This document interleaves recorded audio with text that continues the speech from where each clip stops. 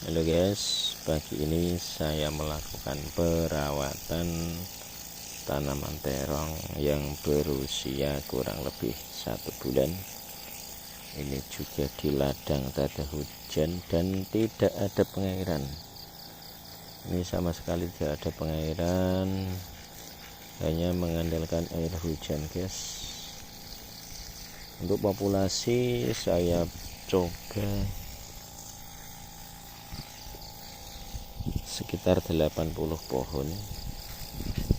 Ini saya lakukan penyiraman dengan menggunakan campuran ponska subsidi dan asam umat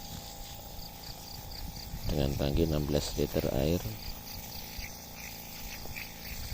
Saya kasih ponska subsidi kira-kira 5 sendok makan dan asam umat 1 sendok makan. Oke, sekian untuk perawatan kali ini. Terima kasih.